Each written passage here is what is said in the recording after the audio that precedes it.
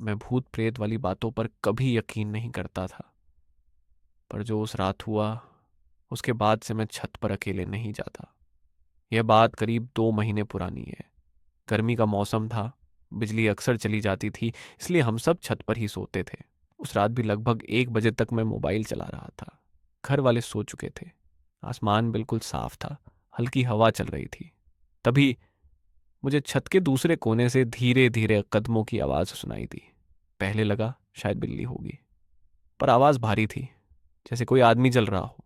मैं उठकर बैठ गया, चारों तरफ देखा, कोई नहीं। मैंने सोचा वहम है, फिर लेट गया। 2 मिनट बाद फिर वही आवाज, इस बार और साफ।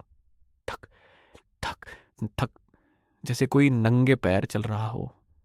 अब डर लगने लगा था। मैंने हिम्मत करके मोबाइल की फ्लैशलाइट ऑन की और आवाज की दिशा में रोशनी डाली। कुछ नहीं, लेकिन तभी मेरी रोशनी के सामने एक परछाई हिली। छत पर सिर्फ मैं था। फिर दूसरी परछाई, किसकी थी? मेरा दिल तेज धड़कने लगा। मैं धीरे धीरे पीछे हटने लगा। तभी मेरे कान के बिल्कुल पास किसी ने फुसफुसाया, नीचे मत देख। मेरे हाथ से मोबाइल लगभग गिर गया।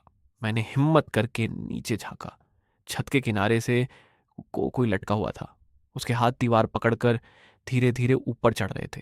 उसका चेहरा सफेद, आंखें काली और होंठों पर अजीब सी मुस्कान। मैं चीखना चाहता था पर आवाज नहीं निकल रही थी। वह धीरे धीरे ऊपर आया और सीधा खड़ा हो गया। अब वह मेरे सामने था। उसने पूछा, तू यहाँ क्यों सो रहा है? मैंने कांपते हुए कहा, ये मेरा घर है।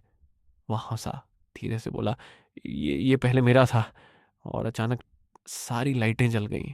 मैंने आंखें बंद कर ली। जब खोली, मैं अपने कमरे में था। सुबह हो चुकी थी। मुझे लगा शायद सब सपना था, पर असली डर तब लगा जब मैं छत पर गया। छत के किनारे दीवार पर नाखूनों के गहरे निशान थे और फर्श पर गीले पैरों के निशान, जो मेरे बिस्तर तक आते थे और वहीं खत्म हो जाते थे।